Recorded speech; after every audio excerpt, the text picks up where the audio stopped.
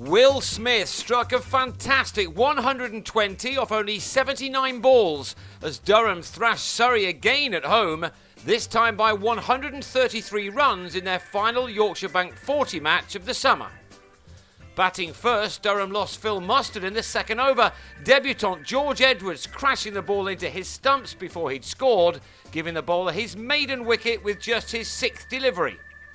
Mustard's opening partner Mark Stoneman didn't last much longer. He turned a ball from Gareth Batty straight to Vikram Solanki to leave the hosts, who like Surrey had no chance of qualifying for the semis, on 40 for 2 after 5 overs. That became 71 for 3 after 12 as Scott Borthwick edged a drive off Xander de Brain to Solanki after making 15. At this stage, Surrey, hammered here in the Championship, would have been happy with their work. Even more so when Ben Stokes was bowled by Tom Curran for 6 to leave with his side in some kind of trouble on 81 for 4 in the 15th over. And any chance of posting a big score seemed to go with the dismissal of Paul Collingwood for 29, a wicket which left the hosts on 112 for 5 at the start of over number 23. But after a very slow start to his innings, Smith then went crazy. That was the first of his 5 sixes, the only one he struck in his first 50, which occupied 52 deliveries. He'd helped the total along to 194 for 5 with 5 overs remaining in partnership with Gordon Mutchell. Yet, incredibly, a further 81 runs were smashed off the last 30 balls. Tim Linley was targeted with 4 fours coming off 1 over from the medium pacer as the runs began to come at a rapid rate in spite of the fact that there'd only been 1 boundary between overs number 17 and 30. The batting power play now made all the difference though. Smith, with only 1 day 100 to his name before, made in a 50 over match 6 years ago, moved into the 90s here with a 6 off de Brain in an over which cost 17 runs. Mutchell at the other end had his thunder stolen by Smith, but he still played a wonderful hand, reaching his 50 in the penultimate over, made off 52 balls with only 4 fours included in it. He really just had to sit back and watch the carnage from Smith at the other end. In the same over, Smith threaded the ball through the covers to reach his fantastic 100. He may have taken 52 balls for his 50, but he moved that to 3 figures off an additional 21 deliveries. And this from a man who doesn't play much one-day cricket these days. He'd struck 9 fours and 3 sixes in what was a memorable knock from the former captain. He then took 20 off the last over from de Brain with 2 more maximums to finish on 120 off only 79 balls.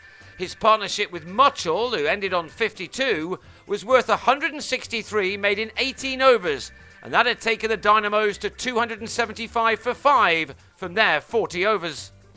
Surrey were never in the chase as they consistently lost wickets. To the 11th ball of their reply, they lost Aaron Haranath and then Jason Royce slashed Chris Rushworth to point at 26 for 2 in the 7th over. Solanki sliced a drive off Borthwick to Gareth Breeze after adding 32 with Dominic Sibley, who was to later top scorer in the innings. Solanki departed for 9. De Brain couldn't get enough on a shot off Borthwick with Rushworth holding on above his head to leave the visitors on 68 for 4 and out of it with the best part of 25 overs still to go. Sibley's innings ended on 37 when he chipped Breeze to Stokes as the home spinners started to take over just to confirm Surrey's miserable trip to the northeast. They probably couldn't wait to get out of there. They also lost Rory Burns before Breeze found some turn to bowl Curran for a duck, a wicket which left the visitors on 92 for 7, a very big defeat now in the offing. With Borthwick taking 3 for 41, Ryan Pringle then joined in the fun by having Batty taken low down by Stokes for a dozen, while Breeze ended up with figures of 4 for 33 as he had Zafar Ansari pounced in the deep to go for 33 at 142 for 9, before finishing off the game in the 31st over as Linley perfectly picked out Michael Richardson, who took 3 catches as a substitute. Surrey were all out for 142, and that meant a very large defeat by 133 runs.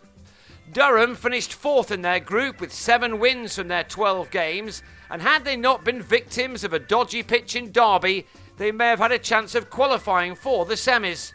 Surrey had their moments too, but ended up with only 4 victories. Both sides now have very big games ahead of them at different ends of the county championship table. It's an important week for both.